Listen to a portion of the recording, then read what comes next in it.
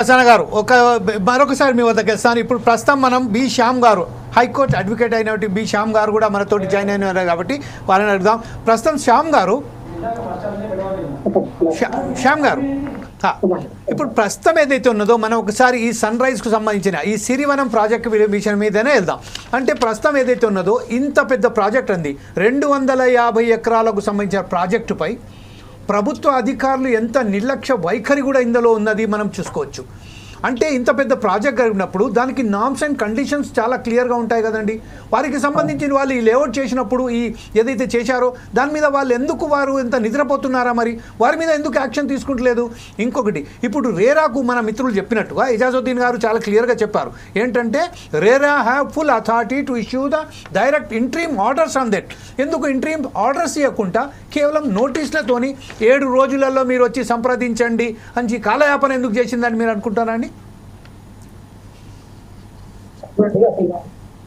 Conviction లేకుండా ఆయన venture చేయడమే తప్పు.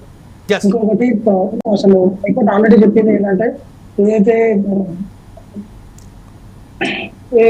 Agriculture non agriculture land conversion చేయకుండా ఇయర్ ఫోన్స్ తీసేసి డైరెక్ట్ ఫోన్ లో మాట్లాడండి సార్. డైరెక్ట్ ఫోన్ అది దీంతో కొంచెం ఇబ్బంది అయితే ఎక్కువ అవుతుంది సౌండ్. మాట్లాడండి సార్. ఫామ్ ల్యాండ్స్ ఏవైతున్నాయో ఫామ్ ల్యాండ్ ప్రొహిబిషన్ అని చెప్పి ఎప్పుడో హైకోర్టు చెప్తున్నారు. జడ్జిమెంట్ లో ఆల్రెడీ క్లియర్ గా ఉంది. హైకోర్టు ఫామ్ ల్యాండ్స్ ప్రొహిబిషన్ అని చెప్పి చెప్పింది. ఫామ్ ల్యాండ్ చేయడమే తప్పదు. ఫామ్ ల్యాండ్ ఎందుకు చేస్తున్నారు, ఎందుకు వీళ్ళు చేస్తున్నారు, వాళ్ళు డబ్బులు జనాలు మోసం చేసి ఫామ్ ల్యాండ్ అడ్డం చేస్తున్నారు.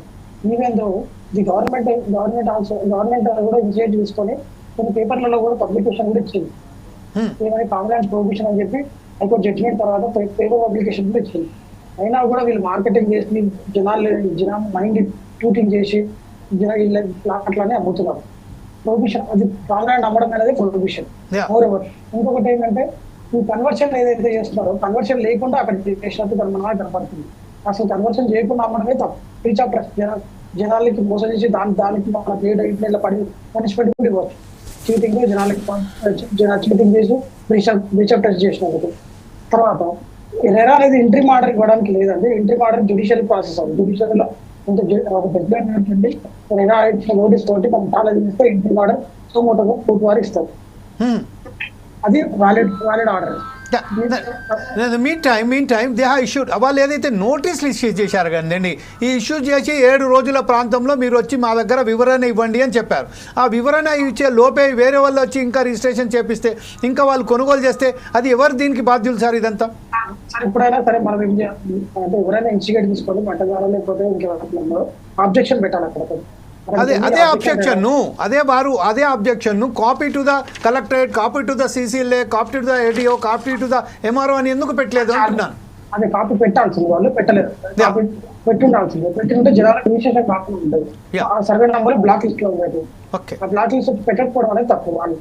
వాళ్ళు తీసుకున్న ఇన్స్టిట్యూట్ తప్పు. ఇప్పుడు మనం సుమోటోగా తీసుకుంటే హైకోర్టు ఒక లెటర్ పెట్టి అబ్జెక్షన్ ఉన్నా కూడా మీరు రిజిస్ట్రేషన్ చేసుకోవడం ఎంఆర్ఎన్ పార్టీతో ఒక రిట్ వేసుకొని దాంట్లో మనం స్టే చేసుకోవచ్చు.